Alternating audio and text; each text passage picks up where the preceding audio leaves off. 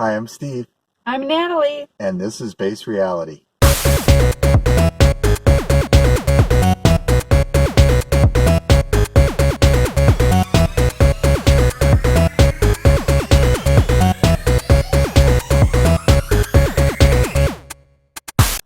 And today's episode is Don't Touch the Tar, Baby.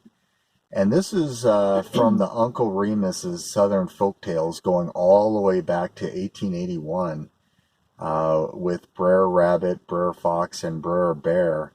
And it was even remade by Disney in the 1940s. And this episode references the story of the Tar Baby, a trap created by Brer Fox and Brer Bear to trap Brer Rabbit.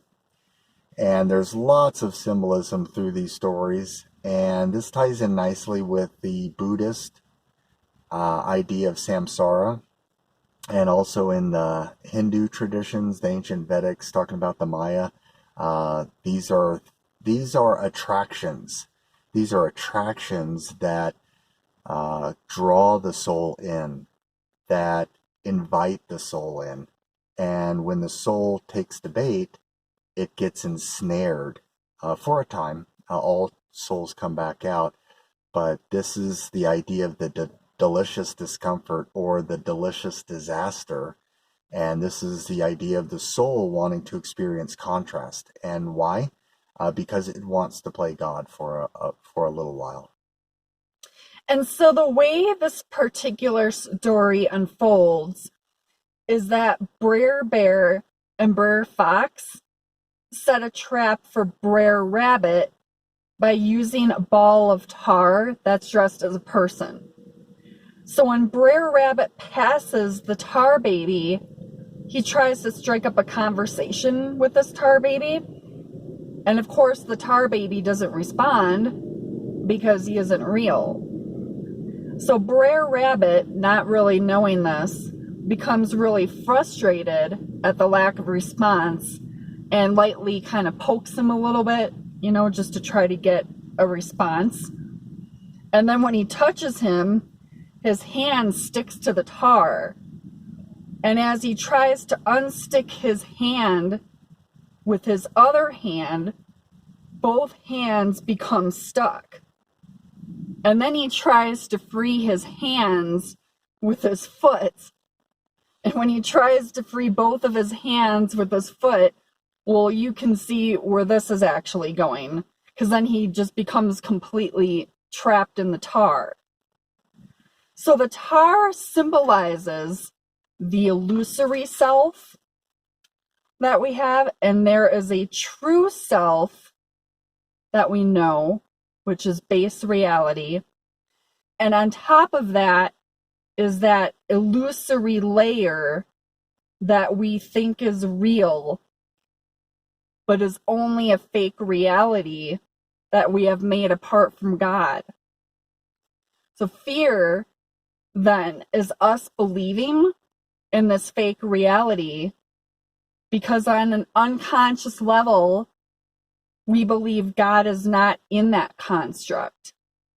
And that is where this idea of the devil comes in, because the devil represents like a phantom menace, which creates the idea of war. And once you pick up a sword and shield, then you're going to become stuck too. And to illustrate this, I had a very powerful dream one night where I was at an event, and I was sitting at a place where there was kind of a wall there, and I could only kind of see down this narrow hallway. And there was a politician, a famous politician, standing there, and I won't say his real name, but we'll just call him Ernie. And he was waiting to be called onto the stage or something. Again, I couldn't see what was going on over there. I don't know who I was with, but I was doing something maybe on the computer or something, but he was kind of standing there. And while he was standing there, I started getting visions of this person and sort of the dramas that he's involved with and a lot of the agendas. And I saw a lot of deception in this energy. This person presents himself as a very humble kind of man of the people type of person. And but in the back room, he's kind of making deals, and he's got an agenda, and so he's playing with some bigger stuff.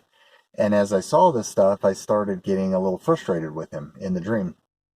And so I remember at one point I was kind of looking over at him, and I was starting to judge him, and he kind of glanced back at me, and I kind of did the thumbs down like, "Oh, you suck."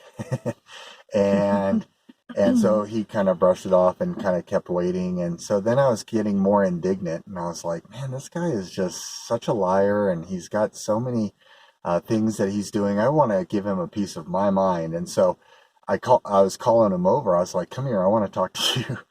And he was like, "No, no, you know." And so eventually he got called away, and I was sitting there by myself for a while, and some time had passed. It's hard to tell in a dream, but eventually these four guys came over to me and dressed in nice suits. And they said, "Sir, would you please come with us?" And very businesslike, very serious. And so I ended up following them. And while I was following them, I was like, the idea that came into my head was this was Secret Service and or something similar. And I was thinking Ernie totally ratted me out. And so anyway, we were going through all these like convoluted uh, hallways and all this other stuff. And I think that was also symbolizing this kind of getting kind of caught in a trap. And finally, we ended up at a room eventually, and they seemed to be decent, you know, while we were there or going to the room. But once we got into the room, they started to get a little bit more nasty, a little bit more rude, more intimidating, a little more psycho. And they were going through all this stuff. They were talking to me. They had like this folder, almost like the Matrix when, you know, Dr.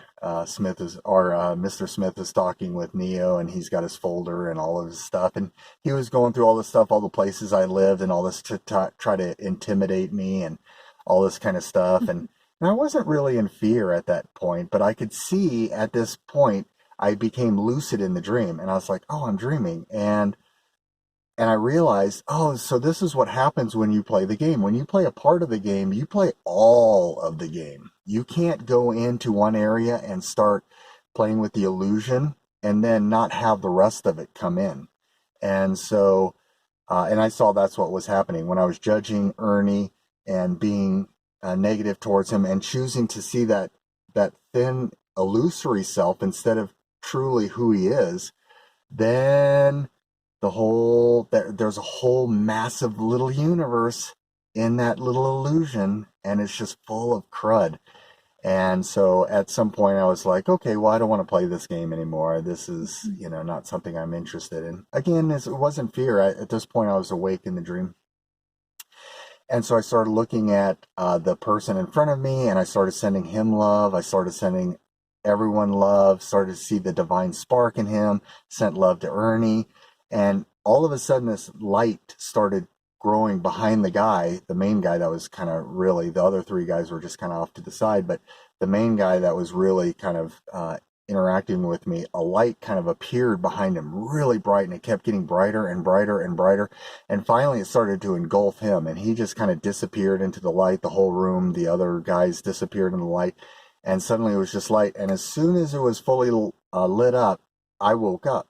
And I was like, okay, I get it.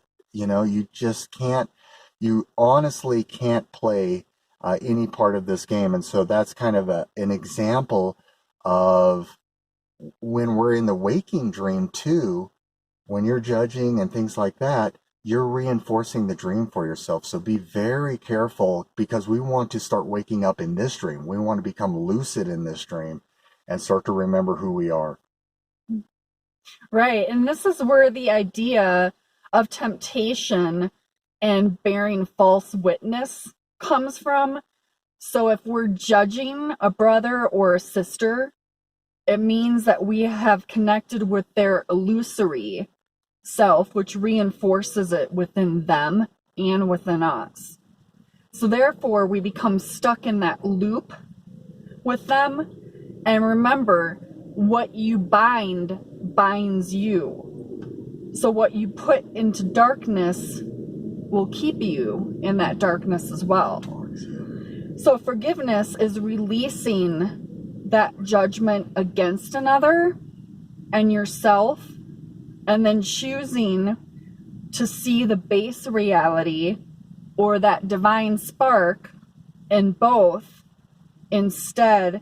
And that is the only escape, the only way to escape the tar and to actually ascend. Okay, so the way to do this is to surrender your judgment to spirit and then ask to see the truth in your brother or sister. And then that way, you both will be set free. Absolutely. So we hope this helps. We love all you out there that are watching this. Thanks for watching, and take care. Create, appreciate, and radiate.